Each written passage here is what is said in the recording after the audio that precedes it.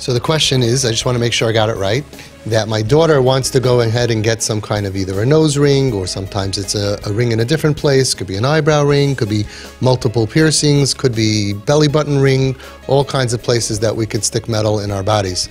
Or a tongue ring, some kids like to get a tongue ring, they get two tongue rings. I once told a kid, oh, nice tongue ring, and he goes, how'd you know? How'd you know I got a tongue ring? I said, I just happened to notice it. It's very, very nice. He sticks it out, and he shows it to me. He sticks it back in. Okay, not my style. And the question is, what is the question? Should we support it?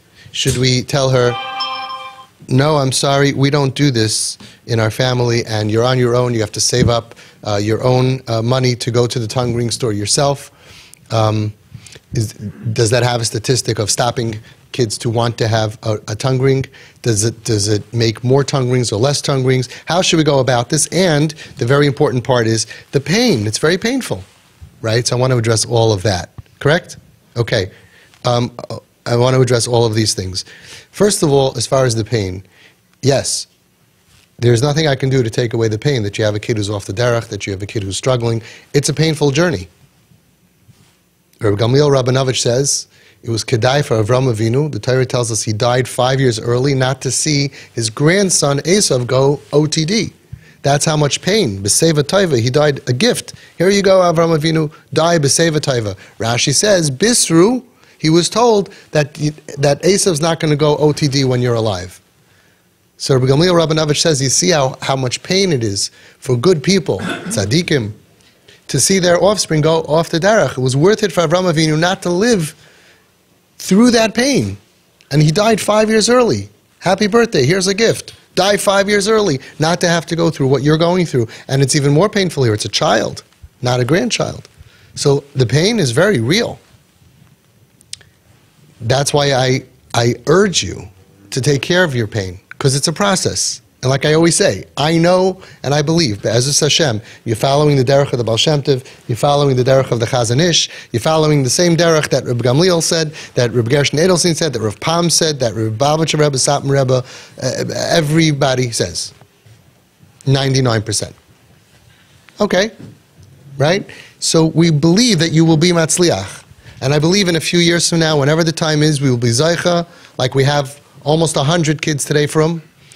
And like we have so many kids that the marriage was Kedas Moshe v'Yisrael, Bezrat Hashem, you're going to be Zaycha to walk your kid down the chuppah. But I don't want you walking with the walker and the tennis balls on the bottom. You have to survive this. And it's more pain than people who don't go through this can imagine. It's pain and it's embarrassment, it's costly, it costs more money, time and effort to carry one kid in pain than a dozen regular children. And the same with any sick kid. A kid with nebuch, with cancer, with any sickness, you put all your kaiches into that one kid, more than a dozen healthy children. That's right. So pain, first of all, yes, take care of yourself. In the first part of the training, I go through all the different ways to do self-care. Very important, because this is not going away tomorrow. How many nights can you not sleep in a row and still survive? You need your sleep. You must sleep. You can't have anxiety attacks. You can't go crazy. You can't do things that are going to hurt your child and lower your chances of success. So interesting. A lot of parents, when they get frustrated because of the pain, because of the dysfunction and sin and bad behavior, they react in a way that increases the bad behavior for longer, which is the equivalent of saying, I'm so angry at this kid, I'm going to take a knife and cut off my finger, and now I have another problem. If you can react and make the problem go away quicker, fine. But the frustration usually, always, almost, yes, always, causes the pain that you have to get more pain, because it pushes the kid to act even crazier. So then you have more dysfunction in your life, and you have more problems in your life, and you have more sin. So when a father tells me, I can't take the sin, I want to throw her out of the house, I say, are you going to have less sin because of that? Or more sin because of that? So he says, more sin. I say, yeah, but you want to throw her out so you don't have to look at it, right? So he says, right. So then I say, so you'd rather Rather your child sins more, this thing that causes you so much pain, you'd rather they have more sin but not have to see it than less sin and have to see it? I thought you really don't like sin. I thought you really care about your child's Olam Haba. So you're saying that I'd rather not see it? Even though you know that that means that they're going to eat on Yom Kippur or for more years? I thought the sin pains you. So is it really sin? Then you wouldn't want more sin, number one. Number two, I told him, you think that if she's not in front of you, that you are not going to know that she's sinning? You're not going to hear back grisen? You're not going to hear back regards about all the sins that she does? You're really not going to know? When you go to sleep at night, you're going to say, I can sleep peacefully because I didn't see my daughter or my son this week sin. No, you know every time you blink your eyes, every time you close your eyes, that they're now on Shabbos being Machal Shabbos. And you know that you did something to cause more sin for a longer amount of time, that Reb Gershon Edelstein and the Pele Yoetz, it's written 200 years ago, says very clearly, you are over lifnei iver leisitin michshol, because you caused more sin by being merachik. And you're going to sleep well? So how did you actually fix your problem? Number three, listen to this very carefully. We learn everything from the Torah, right? So where do we have in the Torah that somebody saw their child in pain, and instead of holding them and hugging them and absorbing their pain, like the eagle that we're supposed to be, that will take an arrow for our child, where do we see a mom that said, I can't look at this, I'm out of here? Hagar, says Reb Shamshon Raphael Hirsch, this midah the Torah is teaching us. The Torah doesn't write stories for no reason. The midah that I can't look at my child in pain, I'm going to go away so I don't have to see it, is a midah of Hagar. It's a Mitzri. It's an Egyptian Arab midah. A Yiddish mama would ever leave her child so I shouldn't have to go through the pain of watching him die? Go to the hospitals. How many parents, Nebuch, Rachmana litzlan, are there? You would leave because it's too painful for me? It is painful, but you're not leaving your child. That comes from Hagar, which is Pashut Pshat. I always thought so. I saw it this week from Reb Shamshon Raphael Hirsch. The Torah is teaching us who did that. Sarah would leave Yitzchak? Never. People get confused. They say, but Sarah said throughout Yishmael. They forget it wasn't her kid. It was the housekeeper's kid. If your day help's kid is there corrupting your child, you can say different things. And we have a lot of other answers for that story, but Ein kan mekoymai. We'll get back to that. So there are three answers I just gave you for the pain. Okay? And that's what you have to keep in mind. And review this and watch this again and again and again, because those three are valid. Now the question is, now that we're done with the pain, the question is, what's the tipul? Right? What is the answer? Now I just want to give you a spoiler alert. I just want to tell you, look, the end of the story, before I fill in the blanks. Look back at 400 kids of TP. Many kids, 11 years ago, 10 years ago, 9 years ago, 8 years ago, pierced up their faces with multiple piercings. I have many pictures of kids on the street with multiple piercings. Think about our kids. Go ahead and go through the reunion of anybody here more than, let's say, from 11, 10, 9, 8, 7, 6, 5. It takes a few years. But look at all of our alumni. I can't think of one that is pierced up. I can't think of one that still has the multiple piercings on the ears, or the nose ring, or the tongue ring, or the belly ring. I can't think of one. Now, it takes time. And not every single one is a year, or 2 years, or 3 years, or 4 years. Some of them are still in enormous pain. Maybe 1% of TP kids that are still in enormous pain even after 7 years. And the success over there, people say, what's so successful? That a kid is alive, a kid who was nebuch, molested severely, or traumatized, raped as a kid, and who was suicidal or on heavy drugs and is now clean and alive. Even if it's 7, 8 years, people say, oh, you have to be frum. It's like, you guys are so tough on me. When you send the kid to the psych ward, you don't expect the success to be labeled if they're frum. You just want the kid to be alive. If you send to the rehab, you're just hoping that they're alive. If you send to the trauma center, you're just hoping they're going to be alive and clean and all of that. So when we have that success, people are saying, yeah, but they're not frum yet. It takes some kids a lot more time. But we're really doing well. So that's the spoiler alert, that the advice I'm giving you is not because I like piercings or I like all this dysfunction, I don't get any commission from the piercing people. I'm giving you information that has been working for us repeatedly. I would say most of the time would be enough of a reason, but it's really close to all of the time. There's maybe, I'm thinking, a few exceptions, not even, a few. Now, what's going to stop? What's going to help? What should you do as a parent? So let's review. First of all, the question is, should I stop my daughter from getting a piercing? Could you? Could you? Well, no. Could you? No. Could you? Could you? Because if you could, then we have a shaila. But I have a question for you. If you have such amazing power over your child, why couldn't you stop her from Chilul Shabbos? Why couldn't you stop her from dropping out of school? Why couldn't you stop her from hurting herself? Why couldn't you stop her from doing drugs? Why couldn't you stop her from all the things that she did before you came here? All of a sudden, you have all-powerful parents. We have the power of stopping our child. You're cuckoo in the head. You cannot stop your child if you're here. By now, we've proven that this car, the brake doesn't work. And you think, "Hey, I have a terrible story. She's going to go through the red light again. Should we hit the brake?" As if you have the option of hitting the brake. That's number one. Okay? I will bet you up to $3 that you cannot stop her from doing this. Do you think you can? Have you ever been able to stop her from doing anything? Video doesn't see. Parents are nodding their head and smiling. Because if you could stop her, there were much bigger things to stop her, and you wouldn't be sitting in this room. And yet, we will go back again to our insanity of the question. I have this all the time. Should we support this, or should we not do it? As if not doing it, right, is going to make it go away. So now we realize, no. There actually is no statistic showing us that if you don't support it, that she won't do it. So why do you want to not support it? Very simple. We have to teach her right from wrong. If she's going to do something that we don't hold of, we're not going to support it. Because then, even if she does it, she'll know it's wrong, and then she can do right. But if we're going to support it and smile, then we're confusing her. What kind of a message? What kind of a message is that? That what you're doing is right. It's not right. Now, it's interesting, by the way, parenthetically speaking, that we're talking here about piercings. We're really talking about everything, right? But it's interesting. Piercings is not even an Aveira. Rachel Imenu had piercings.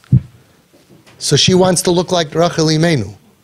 So really, this of all the different stuff that we have to deal with, here we're talking about something that's not even a sin. Correct? And still we're having this discussion, but it applies to many other things as well. Buying a kid a cell phone, an iPhone. They're going to get it. We have, like I always say, we have parents who can't figure out how to get a cell phone for 4 months, 5 months, 6 months. They're choosing plans. They're asking their brother-in-law. They're going down to the stores. 12-year-old girls, cell phone. You take it away the next day. Cell phone. You know it. You know it. It's like the Tzfardim in Mitzrayim. Every time you take one away, 2 more pop up. You can't stop this. So then the question is, I know I can't stop it, but what is the message to give our kids who are struggling that's going to help them? That's why it's such a deep problem. Because it's not about, do I like piercings? Do I support piercings? Is it a sin? Is it not a sin? It applies for all of these things. What's the message of parents? There are those who say, you have to show your kid, I do not approve of this because it goes against the Torah, because it goes against society, because it goes against my beliefs. By the way, Goyim have these same meetings without a Torah. Well, I'm not going to let you dress that way if they don't approve. I'm not going to supply you with things that I don't approve of. It's not just a religious thing. But anything that I don't approve of as a parent, basically, there are those who say, I'm not going to approve. I love you very much. You give love, but then you say, but I'm not going to supply things that I don't approve of. This is the concept that was brought into Klal Yisrael approximately 25 years ago. Let's say the first 5 years, there were people, tough love, throw them out, lock them out. Then it was, no, we love you. But of course, I can't supply you with things that go against my values. but I love you.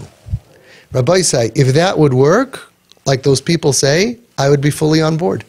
Because I'm only on board here for one reason, to do things that work.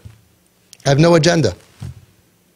I have absolutely no agenda. If that would work, gewaldig. And I say, do it. And all of you did it before you came here. I love you, but, right? I love you, but. You can't dress like this in my house. I love you, but. And all those people preaching, I'd like to give them 400 phone numbers of the parents who say, and there's thousands more out there, I did that, but now it didn't work on my kid. What do I do now? Oh, that's all I got. Oh, I love you, but you can't walk in here. And if they walk in anyway? I just heard somebody giving a whole shiur about this. Very much love, which is a big chiddush. I love you. It used to not be like that. Used to be, if you're not from, I hate you. Drop dead, all bad stuff, cut you off, sit shiva. No, I love you. Whatever you do outside of the house, I'm not against you. But in the house, you have to behave normal. If you want to do something that hurts you physically, emotionally, spiritually, I'm not going to supply that. I'm not going to buy you not sneastic clothing. That's ridiculous. You're on your own for that. Now, that's all beautiful if it works. What if you try that once, twice, 3, 4, 5, and the kid stops coming home, the drugs increases, the shirt is getting shorter, the skirt is getting higher. What if it doesn't work? Now what's the plan? They say there's no other plan. Okay, fine. They're entitled to their opinion. People who go to them, I don't believe in being responsible for the advice that other people give. No problem. But you came to me. We have Reb Gershon Edelstein saying, you have to buy not sneezed clothing. If she doesn't appreciate the value of tznius, you need to supply. So that's a Paisik Hadar, that's a Manig Hadar, he's Kanai Nahara, a Zakein Hadar, and he's a direct connection to the Chazon Ish. And we ask Rabbanim for every single thing. Now over here we don't have a halacha issue. We have a hashkafa issue. What is the hashkafa of dealing with a child who's doing something that I don't approve of? So Rabbi say, look back at the last 25 years since this nightmare started approximately 25 years ago, since people started just leaving the fold, thousands of kids went off the derech. Look back at them. How many do you think there were worldwide, kids who grew up in a frum family who went off the derech in the last 25 years? Anybody know? I don't know. Let's say 10,000. It's got to be much more. But let's say 10,000. Look back in the last 25 years. Divided into two camps. There's many shades, but basically two camps. The camp of the parents that said, we will not tolerate bad behavior. We will not supply bad. We will not show you that we accept you when you do bad, right? Maybe we love you, maybe we don't love you, but all of that small doicha. And show the other side of the various shades of those who said, you're always my son no matter what. This house is always going to be your home. Whatever you do, we are your family. Various shades of that. And you will notice a very clear divide of Kriyas Yamsuf. Again, with all the shades, those who were into the small doicha, with the love, or the Yamin Mekareves with the doicha, but less and less, right? Or all the way here to the extreme Yamin Mekareves, and all the way here to the extreme small doicha, divide them in half. You got what I'm saying? These people were only small doicha, then you had small doicha with a little Yamin Mekareves, small doicha more, then you have Yamin Mekareves with a little small doicha, and all the way Yamin Mekareves. Divided in half. What do you think happened? Which group is Zeichen now to have Yiddish and Achas for their kids? And everybody knows, looking back, that the ones who were hard-lined lost their kids, except for miracles. There's always miracles. I know of a family, they did everything wrong. They threw their kid out for not even when it was necessary. The kid somehow ended up by somebody, picked him off the street. Now he became back from, and he's erlich, gewaldig, a beautiful story. That does not create a mahalach of which to deal with the kid. That's like saying, I know somebody that the hospital threw out the 7th story window because they had too much cancer, and the kid somehow fell on a laundry truck, and now they're alive and healthy. That's not a mahalach. That's a miracle. We cannot do things based on a miracle. Statistically, those who were tough on their kids have less nachas than those who were loving to their kids. That's statistically true. So now the question again, what is the mahalach over here? So those people that say, I have to teach my kid a lesson, I'm here to tell you, they're not learning the lesson. They would have learned it a long time ago. They know it. They can't hold it. You're trying to put stuff on them. That's not them. You're trying to squash them, and it creates more sin for a longer period of time. The idea that we've uncovered over here in TP specifically, but there's a lot of people in my camp, but we're the most extreme. I would say we're not the most extreme, but the most focused. Heyos, because the only thing that brings kids back is love, why do people add on stuff to the love? I'm the most extreme because I'm the most focused. I know somebody that the kid was off the derech, was on drugs, was a real kip. The father was 90% love, 10% rules. The mother was 60% rules, 40% love. Not right? Not bad. The father was maybe 95% even. It was almost TP. Not mamish, but almost. The kid today is learning in Eretz Yisrael. Married. He's too frum. He's so frum. He's going to learn forever. And his wife is the tichel because she covers her eyebrows. Unbelievable. A masmid atzum. I mean, it's a miracle. Go back and ask them, what do you think did it? So the father says to me, the 95% of love is what did it. And now I look back and I say, what is that 5% that I held back? It would have been, he would be learning even more. I should have done 100%. Right? Like the guy said that he was drinking Zex and Anzager, that's 96% alcohol, and after many years, the doctor told him he's very sick, he has water in the lungs. He said, I knew that 4% water is going to get me. Right? So over here he said, I did Zex and Anzager love, and what do I need that 4% of being strong once in a while? Lamaisa, the love saved him. And what does the wife say? She says, oh, it was very good that I balanced it out with 60 and 40 because he needed that. Everybody walks away from the story with what they want. The Baal Shem Tov said love. The Baal Shem Tov didn't say add in 5% of Richok or 40% of Richok. The Chazon Ish did not say add in. He said, V'loi l'tchaisam chalila. So why do we have to be smarter than them? Embrace her fully, make her feel loved and understood, and that gives you the highest percent that she'll hang around you, feel safe and secure around her home, not find solace and camaraderie with the other kids on the street. Right? Like some people say, she's fine, she just hangs out all night with drug addicts, but she's very comfortable. What? Your kid is hanging out with drug addicts. Don't you know that a year later, 2 years later, they're not the same kids smoking weed? One of them ends up on cocaine and the other one ends up dead and the other one, don't you realize it progresses? Get your kid home, off the street. And that happens all the time here in the room. Look back at the hundreds of parents, listen to their testimonies, where their kids were outside, and all of a sudden they're home more and more and more and more and more. Number one reason, the TV. Happened to you? Absolutely. Happens constantly. Our kids aren't, TP kids are not on the street. Happened to you. 100%. When you listen and you follow the weekly bombs and all of that, it'll happen to you. It's consistent. It's consistent because they want to be home, and we take these sensitive, mushy kids and we take away their home.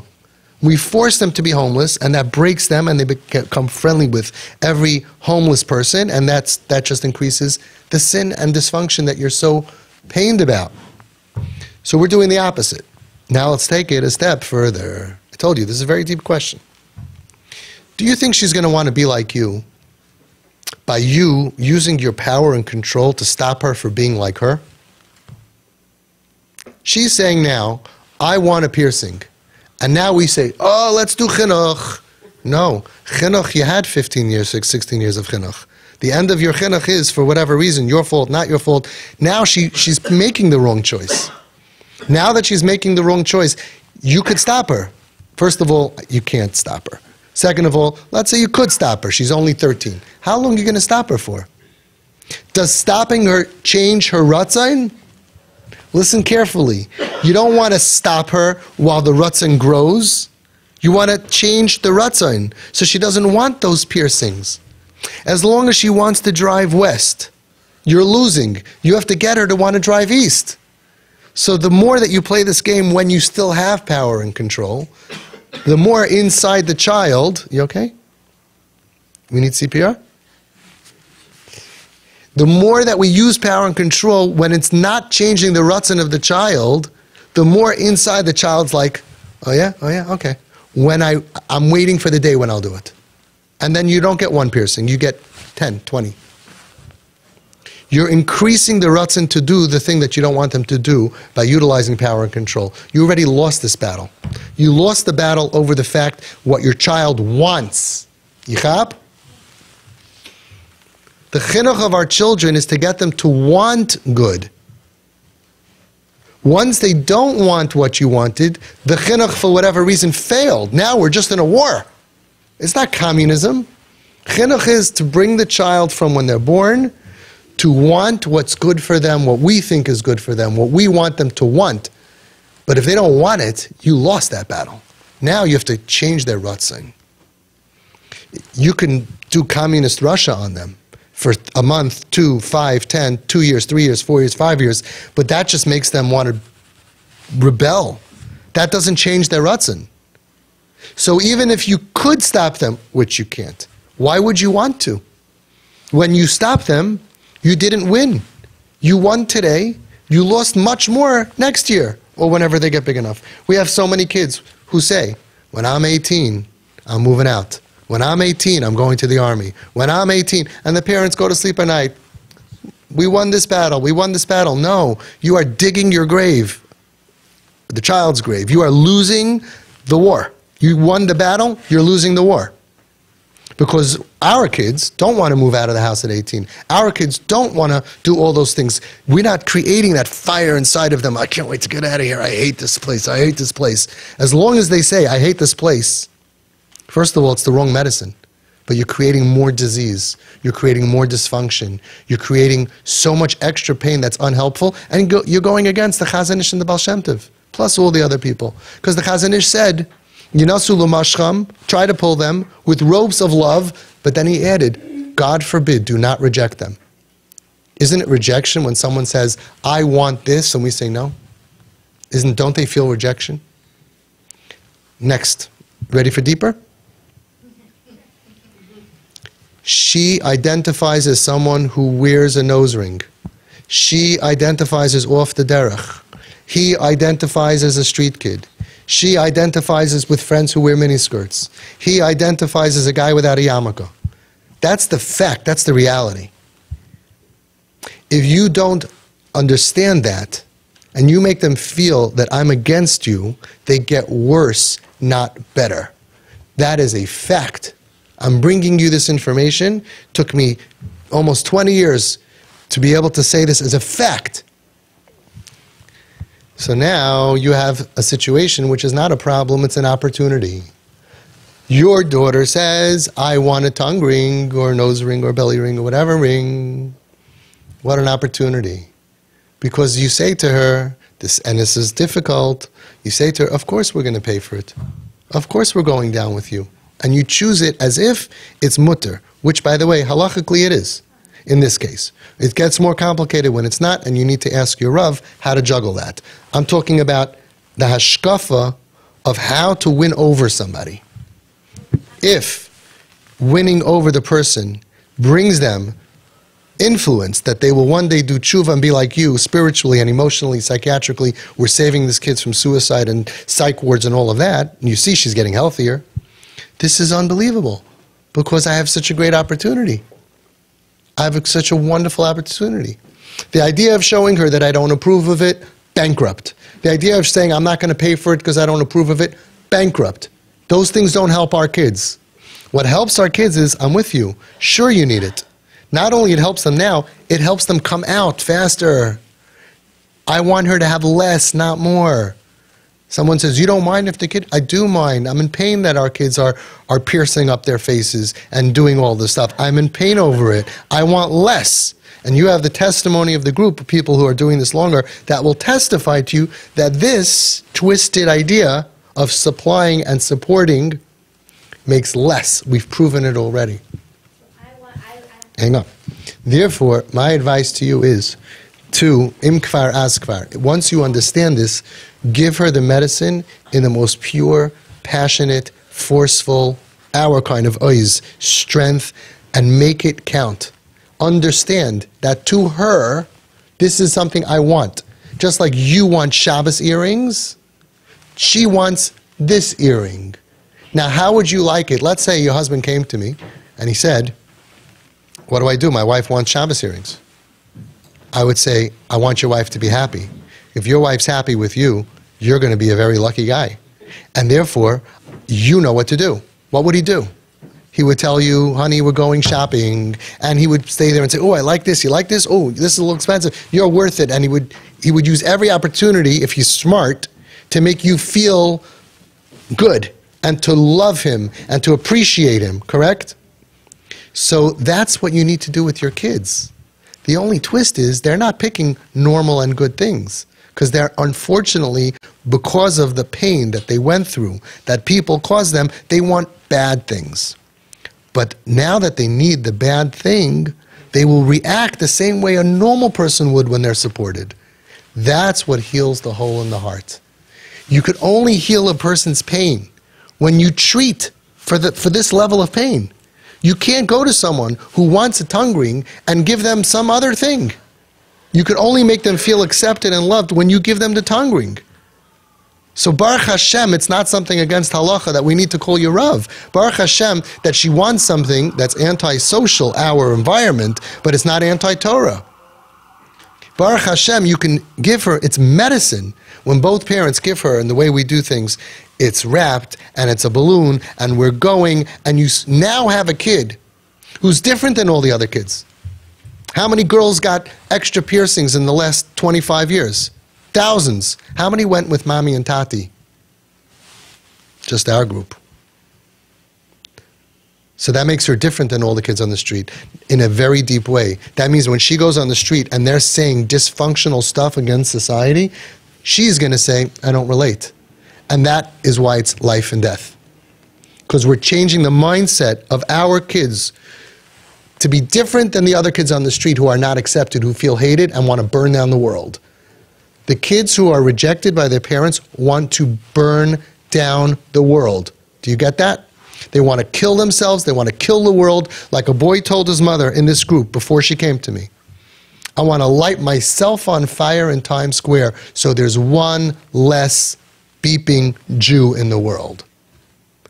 On some level, that's how they feel. I want to burn down my community. I want to burn down this whole thing that thinks they're better than me and is squashing me and is rejecting me, and you're rejecting me in the name of society, burn it down. You're rejecting me in the name of the family, burn them down. You're rejecting me in the name of the Torah, burn it down. You're rejecting me in the name of your God, burn him down.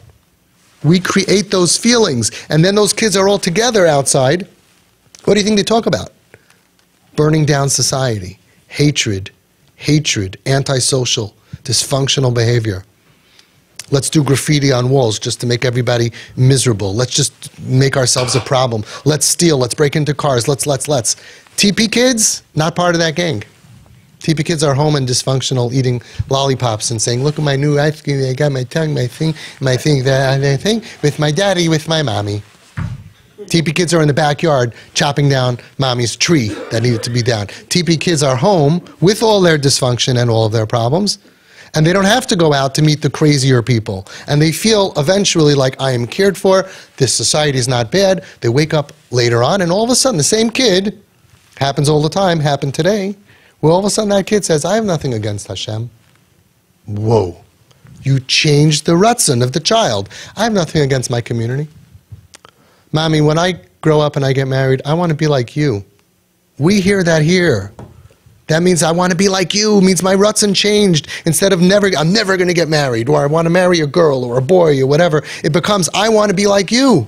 How do you do that? By being their superhero. By saying, I got you. This is what you want. I'm with you. By saying the other way is, oh, no, we will not supply this because we don't do that. Has that ever helped anyone ever? Has it ever brought anyone back? I want to meet those people. Yeah, my parents, I was smoking weed. My parents said, we're not giving you money for weed. So I had no money, so I had to stop weed. I want to meet the kid. Don't enable them. Don't enable, first of all, go out to the parks at night on Friday night. You'll meet a group of the most enabled people in the world. They have every newest iPhone. They have everything they want. They have money for drugs. They get it. They hotbox it. They buy it. They sell it. They steal it. They sell parts of themselves or whatever they need to do for it. They get what they need. They are fully enabled by everybody's judgment. Look at our kids. We're not enabling them. We're disabling them.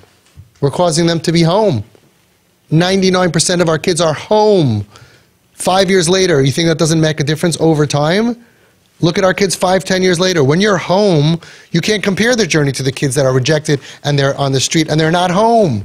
You can't compare. Less sin, less dysfunction, less craziness, less insanity, less suicide attempts, less ending up in the craziest situations that we don't have. We don't have kids going from jail to jail to jail back in the system. I know a kid that Nebuch was really a kip at 13 years old. Struggling. And the parents, the mother's a therapist, would look down at Avi Fisher. Well, what is he? Enable the kids. Listen to their story of how they didn't enable the kid. Listen to the pain of the story of years and years and years. Such a sweet boy. He needed love. He needed acceptance. And because they didn't give it, he ended up in gangs. He ended up on the street. He ended up, nearly dying himself, nearly getting killed, nearly dying. He ended up terrible. So many years of pain, of being sent out, and this center, and this rehab, and this boot camp, and this jail. He's in the system. Why don't we have kids in the system? Why don't we have kids ending up always in jail? Why don't we have criminals? Why don't we have all of that level of dysfunction that Baruch Hashem we don't have? Let's call it 99%, because we may have a few that are still struggling, but we don't have anybody in the system. Actually, it's 100% for that. Why? Because you're part of my family. I'm not going to cut off the respirator to you because you want an earring that I don't approve of, or pink hair, or blue hair. Or for sure, anything that's against the Torah, that's not against the Torah, for sure is not my issue right now. And against the Torah, you'll ask your rabbi. And your rabbanim are telling you, don't be merachik the child. So let's go back to the beginning. And with all due respect to the questioner, it's all ego. It's not about what's best for your kid. It's not about Hashem. It's about my ego. That I want to feel like I have some power over here. So I make believe like I have an option over here of stopping the child. Because I don't want my child to walk outside and I'm going to be embarrassed. Oh, you have a kid like that. Oh, you're the one they were writing about in Mishpacha magazine. I don't want to be a Nebuch case, and I have power, and I feel your pain. It's 100% painful. But let's make the pain go away quicker by doing what's right to heal your child. Let's not do things that's going to make the pain last longer and much deeper for many more years to come. As far as your pain, like the first chapter of the introduction of the TP training, I gave you ideas on what to do for the pain. Start to do them so we don't make mistakes that hurt our children in the name of our own pain, which we can deal with ourselves. We're the adults. We have to be adults. We have to take care of ourselves, our pain. We got to do our self-care. And at this time, I have to mention that the woman sitting next to you, who's a hero, a TP hero, unbelievable. Why? Because she developed a whole system that I never heard of in my life. Her self-care is taking care of her kip. So instead of saying, oh, I hate this kid, I have to clean up, I have to wake up, I have to this, I have to that. When am I going to my massage? When am I going to, I need my time off. When am I going to read? When am I going to the library? She convinced herself that waking up early to care for my children is self-care. Because I'm a Yiddish mama. She convinced herself that going at 2 o'clock in the morning to take care of her daughter who's not feeling good is self-care. Midnight rides are great, even if you're waking up at 5 o'clock in the morning. She convinced herself that everything that she does with Mesiras Nefesh for her child is her self-care. Because I am a mother who's going to save my child. I am a father who's going to save my kids. And this is the greatest self. What could be more important to make you feel good than being there for your family? So it's not like, I have such a busy life. On top of that, I have to deal with this crazy kid, and that crazy situation, and this crazy kid, and this crazy kid. I'm so drained. It's like, no, I have a crazy life, working, paying bills, learning, friends, davening. That's my life. Now I have self-care. I get to go out with my kids and give them love. I get to save my kids from feeling depressed. I get to buy my kids things. I get to go to crazy places on vacation and to rest with my child. I get to be Meiser Nefesh, my being, to save a Jewish child who happens to be my child. And that gives me the greatest chiyus in the world. V'koivei Hashem yachalifu koyach. When you are connected to Hashem, it is yachalifu koyach. It exchanges energy. Because you're going to put energy in learning, but it takes away the energy that you're wasting on other things. Over here also, yachalifu koyach. It's not extra. Replace the other stuff. Realize that this energizes me. I'm energized when I wake up for my kid. We have a father here that their kid, because of TP, big tough rebel, but every night at 3 or 4 o'clock in the morning when he's finished partying, would call his father, "Hi Todd, can you pick me up from Crown Heights, from Flatbush?" So it's a 20-minute ride each way. Like, why can't you take an Uber that I'm paying for anyway as the father, or a bus, or walk, or go by train? No, we said no. I'm with you whenever you need me. I don't sleep anyway. Sleep. What sleep? I'm happy to get up. And this guy used to get up at 6 o'clock in the morning to go to work. So if he got up at 3, his night was done. He slept 3 hours the night before. Mesiras Nefesh. Why? Because it got him off the street. Because it works. So it's Meiser Nefesh for your children. That Mesiras Nefesh should give you energy. You're not a shmata. You're an angel. You give chizuk to everybody by that. Everybody clapped. Why did you clap for her? Because we recognize the strength that she has. We recognize the beauty in parents that are sacrificing themselves. It's not okay, that's Yitzchak, kill your kid. You're sacrificing yourself to save your kid. And we also recognize the results. So be strong, take care of your pain, deal with the situation in the way that's going to help us have the highest chance to save your kid. Okay. Thanks for listening.